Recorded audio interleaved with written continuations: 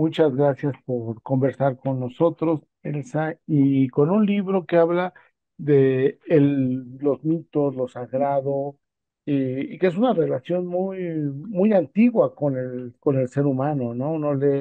Empieza a leer el libro y descubre que es algo, una relación, el primer relato o el primer documento donde o mito escribe data de 1775 antes de Cristo, es decir, es una relación larguísima, ¿no?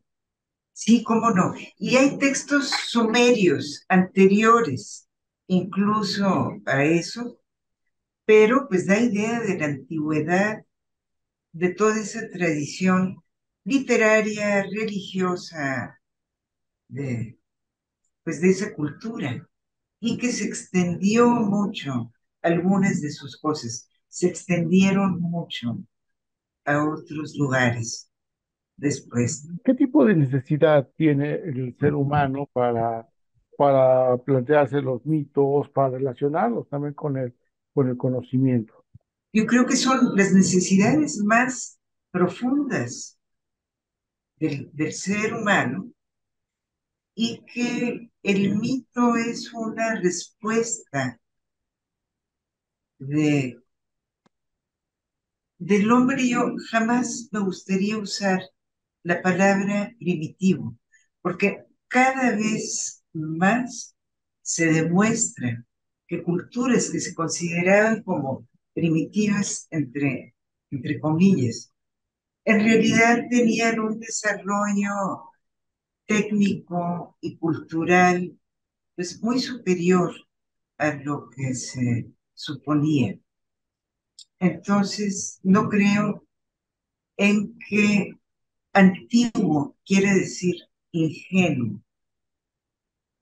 Tal vez no tenían, por suerte, toda esta, ay, ¿cómo decirle? No quisiera usar la palabra, pero sí toda esta presunción de lo muy racionalizado, este, esta pretensión de saberlo todo y de poder dar respuestas a todo a través de la ciencia y de la tecnología y de todo esto. ¿Creen que ya resolvieron el universo? Pues no.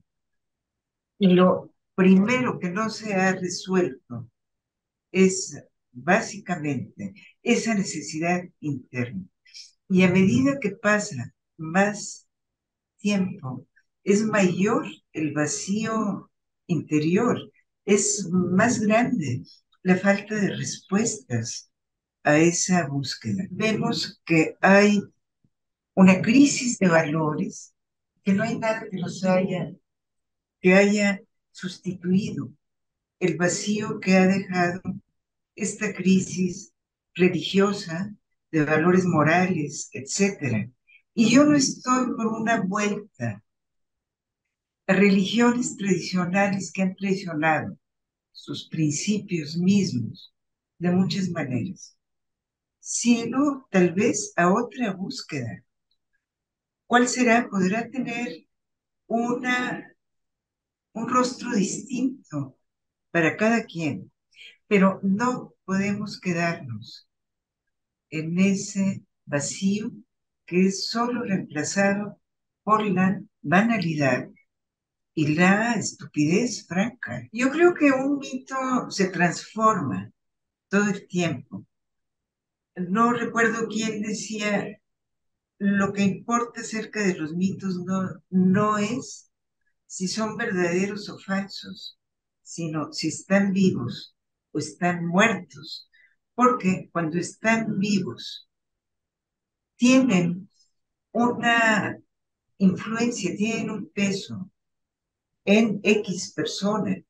Uno puede relacionarse con ellos porque identifica en ellos situaciones o preocupaciones propias. Puede ver que de algún modo reflejan una inquietud y muestran una posible respuesta. Cada quien tiene que encontrar las suyas, pero puede en un mito ver algún reflejo de algo que si nos sigue inquietando 4000 años después, o 3, o 2, o 1000 años después, es porque forman parte de algo muy esencial del ser humano. Usted, por ejemplo, en el libro lo relaciona absolutamente a la literatura, a la poesía, hacia el final escribe que el proceso místico es una forma de interiorización, ¿no? De interiorización del conocimiento.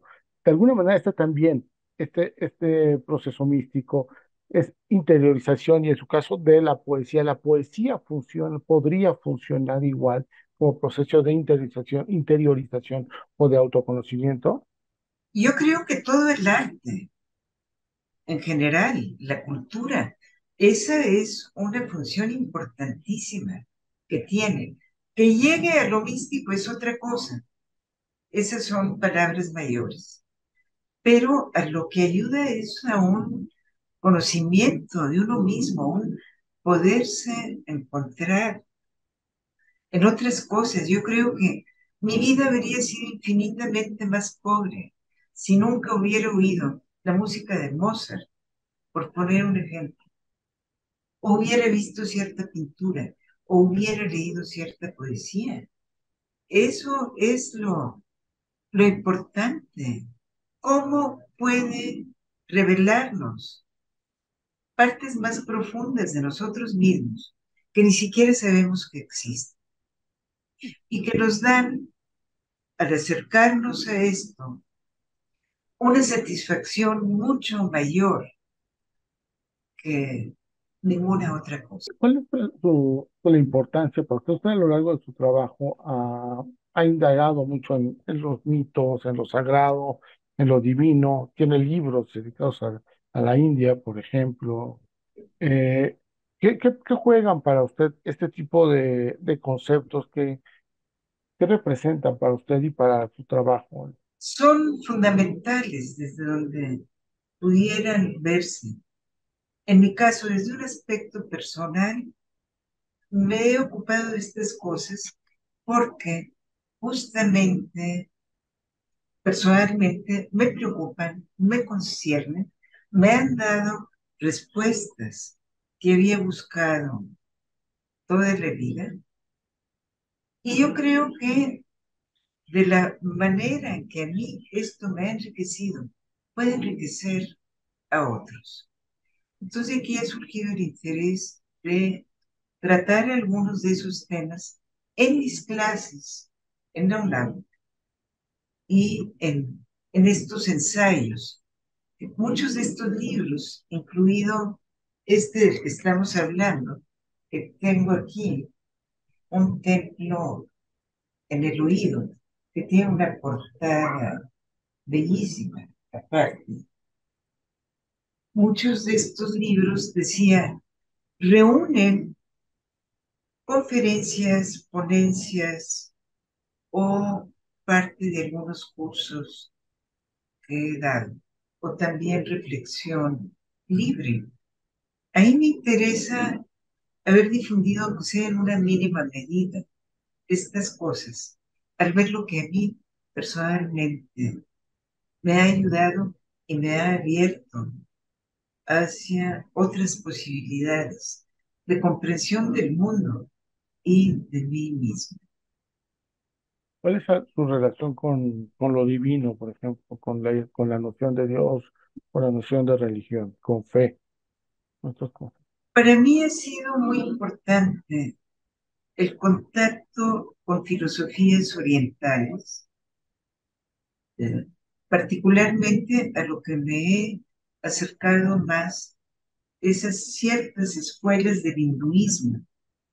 Y lo importante de esto es que te dicen, pues Dios a lo mejor está en el cielo, a lo mejor está en los templos, está en todos lados, sin duda, pero donde está fundamentalmente y donde lo vas a encontrar no va a ser en un templo ni en el cielo, va a ser dentro de ti mismo. Entonces esto lleva hacia una búsqueda interior, que no es que sea una chifladura oriental, porque ya vemos que en la raíz de la filosofía occidental, Sócrates ya decía, conócete a ti mismo. ¿Qué quería decir por ese ti mismo? Es muy difícil saberlo, es muy difícil describirlo, pero lo que sí es evidente es que mientras no tenemos ese conocimiento de nosotros mismos, no vamos a ningún lado, no llegamos a satisfacer ese anhelo más profundo, lo que estamos buscando por fuera, lo que busca por fuera todo el mundo, a través del poder o de la fama o de mucho dinero o de prestigio o de lo que se quiere. En realidad es algo que uno va a encontrar dentro de sí mismo. Y que una vez que llega ahí,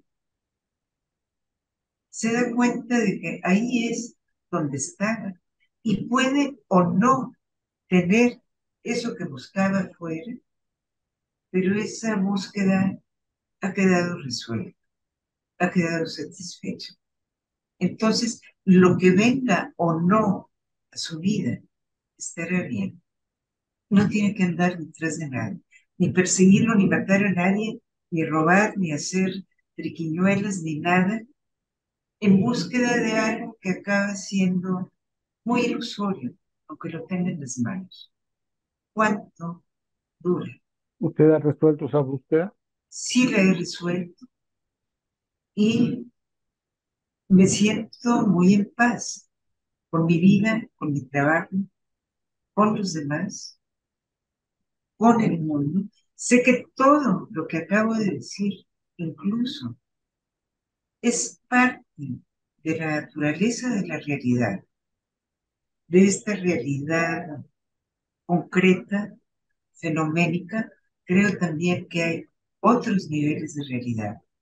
Y también creo que en nosotros está la posibilidad de encauzar las cosas de la mejor manera posible y de prevenir La desastres. relación con lo divino, con lo sagrado, cambia con el tiempo. En su caso, cambió con el tiempo. ¿No? No, no, se ha enriquecido más, pero no tiene que ver, no es la madurez del anciano, bla, bla, bla, porque hay quien llega viejo y no resolvió nada, y hay gente muy joven y está totalmente centrada y clara en sus propósitos. Y no sé cómo sea en cada caso. En el mío propio, esto dependió en gran medida de una práctica de meditación, que es justo ese ir hacia sí mismo, esa interiorización. Y es lo que me ha llevado a encontrar todo lo que busqué de una manera bastante salvaje cuando era joven y que hubiera, pues no sé si estaría viva a estas alturas, si hubiera seguido a ese ritmo. Pero fue, ya, detente, aquí está lo que estás buscando, ya, párale a lo demás, ¿no? Y así, pues así ha sido, pero sé también que cada quien orientará su búsqueda a su manera. Y sí deseo que todo el mundo encuentre esta paz que existe dentro de cada quien.